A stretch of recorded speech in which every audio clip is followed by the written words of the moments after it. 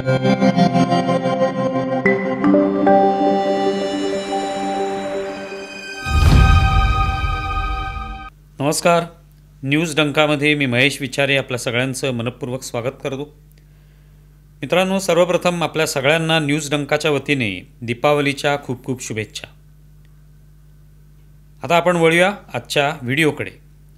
राजकारण हा प्रत्येक सर्वसामान्य माणसाच्या जीवनाचा अविभाज्य भाग असतो.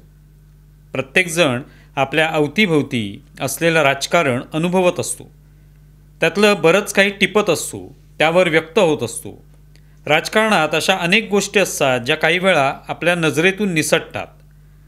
कधी त्यांचा वेगळ्या कोनातून आपण विचार करतो. प्रत्येकाचा राजकारणाकडे बघण्याचा किंवा त्यावर व्यक्त होण्याचा वेगळा दृष्टिकोन असू शकतो. सध्या राज ठाकरे आणि उद्धव ठाकरे यांच्यातील युतीच्या चर्चांना उधाण आलेलं आहे. त्यामुळे हे दोन्ही बंधू कधी भेटतात याची प्रतीक्षा मीडियाला सर्वाधिक असते. नुकतेच निवडणूक प्रक्रियेतील घोळ या विषयावर सगळे विरोधी पक्ष निवडणूक आयोगात गेले होते. तिथे निवडणूक आयुक्त, मुख्य निवडणूक अधिकारी यांना भेटले. त्यानंतरची एक पत्रकार परिषद आपण पाहिली. त्यात विविध मुद्द्यांवर हे सगळे नेते बोलले. या निमित्ताने एका छायाचित्राची सोशल मीडियात चर्चा रंगली. त्या पत्रकार परिषदेत राज ठाकरे आणि उद्धव ठाकरे उपस्थित होतेच. सोबत अन्य नेतेही त्यांच्यासोबत त्या रांगेत बसले होते. पण त्यापैकी राज आणि उद्धव यांच्यामध्ये बाळासाहेब थोरात हे काँग्रेसचे ज्येष्ठ नेते बसलेले दिसले. त्या छायाचित्रातील गंमत तीच आहे. अनेक वर्षापूर्वी याच दोन बंधूंच्या गळ्याभोवती हात घातलेला शिवसेना प्रमुख बाळासाहेब ठाकरेंचा एक फोटो आपल्या चांगल्या परिचयाचा आहे. आज शिवसेना प्रमुख बाळासाहेब ठाकरे हयात नाहीत. मात्र ते हयात असताना हे दोन बंधू एकत्र होते. अर्थात ते हयात असतानाच या दोन बंधूंमध्ये फाटाफुटही झाली. पण त्यांनी एकत्र राहावं अशी बाळासाहेब ठाकरेंची इच्छा होती. तसं झालं मात्र नाही. आज बाळासाहेब ठाकरे हयात नाहीत. पण या पत्रकार परिषदेच्या निमित्ताने जे छायाचित्र पाहायला मिळतं त्यात राज आणि उद्धव यांच्या दरम्यान बाळासाहेब आहेत. पण ते बाळासाहेब काँग्रेसचे आहेत. हे छायाचित्रच पुरेसं बोलकं आहे.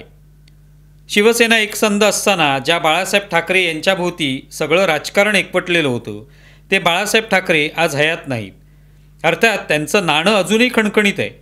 पण ज्या काँग्रेसला बाळासाहेबांनी कायम विरोध केला, त्यांच्या विरोधातलं राजकारण केलं, भाजपा शिवसेना युतीने सत्ताही मिळवली, ती याच काँग्रेसच्या विरोधातून.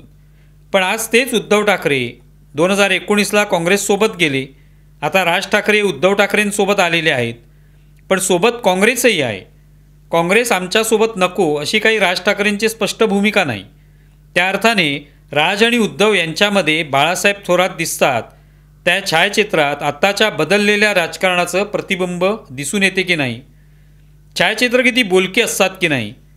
कुणीतरी हे बोलकं छायाचित्र अचूक टिपलं आहे.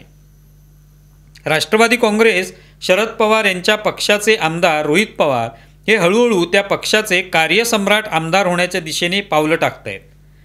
याचं कारणही आहे. रोहित पवार हे कोणत्याही विषयावर बोलू शकतात. ते कुणावरही टीका करू शकतात, कुणालाही कसपटासमान लेखू शकतात. निवडणूक प्रक्रियेवर सध्या विरोधी पक्ष टीका करतोय. त्यात रोहित पवार कसे मागे राहतील? त्यांनी थेट कुणाच्याही नावे आधार कार्ड कसं बनवता येतं याचा नमुना पेश केला. रोहित पवारांना तसं कोणतेही विषय वर्ज्य नाहीत. आंतरराष्ट्रीय विषयांवरही ते सल्ले द्यायला मागे पुढे बघत नाहीत. त्यामुळे त्यांनी थेट अमेरिकेचे राष्ट्राध्यक्ष डोनाल्ड ट्रम्प यांचाच विषय हाती घेतला. चक्क ट्रम्प तात्या यांचंच आधार कार्ड भारतात कसं तयार करता येतं याचं प्रात्यक्षिकच त्यांनी दाखवलं. अर्थात त्यावर प्रश्न विचारण्याची कुणाची टाप नव्हतीच. कारण एखाद्या ज्ञानी व्यक्तीला प्रश्न विचारताना आपणही ज्ञानी असण्याची गरज असतेच. त्यामुळे रोहित पवारांनी ट्रम्प तात्यांचं आधार कार्ड बनवून दाखवलं. एक फोटो घ्यायचा, एक कुठलाही पत्ता घ्यायचा, कुठलाही मोबाईल नंबर घ्यायचा आणि आधार कार्ड तयार करायचं, असं सोपं तंत्र त्यांनी दाखवून दिलं. त्यांनी तसं आधार कार्ड तयार केल्यावर सगळेच अवाक झाले. रोहित पवार यांच्यासारखं अचाट व्यक्तिमत्व आता खऱ्या अर्थानं नेतृत्व करण्यास सज्ज होते याची खात्रीच पटली. कुठल्याही ऐऱ्यागैऱ्या वेबसाईटवर असं आधार कार्ड तयार करता येतं हे दाखवून त्यांनी आपल्या चातुर्याचा एक नमुना पेश केला. त्यामुळे 2029ला होणाऱ्या लोकसभा निवडणुकीत कदाचित ट्रम्प याच आधार कार्डच्या जोरावर निवडणुकीलाही उभे राहू शकतील.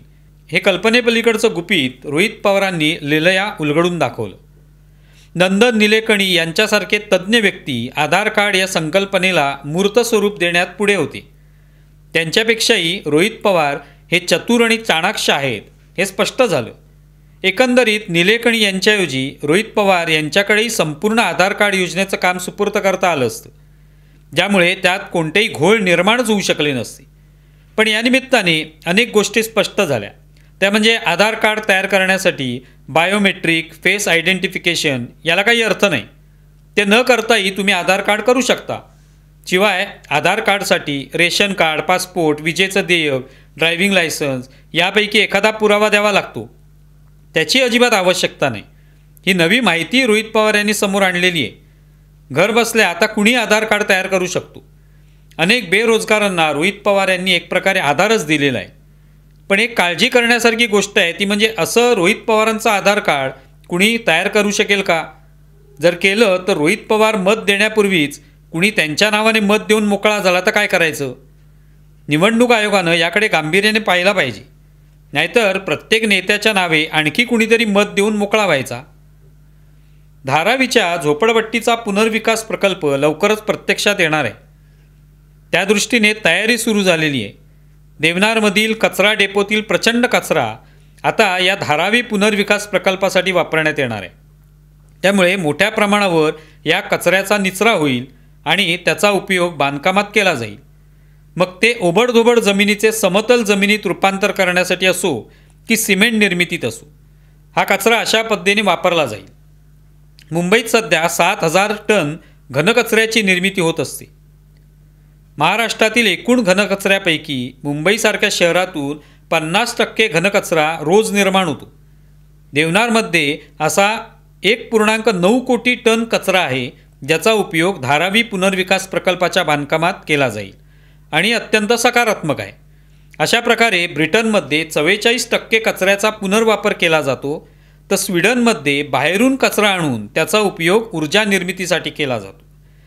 देवनार येथील कचरा डेपोजवळ अशी जमीन निर्माण केली जाणार आहे, ज्या ठिकाणी धारावीतील अनधिकृत निवासी असलेल्या लोकांना जागा दिली जाईल.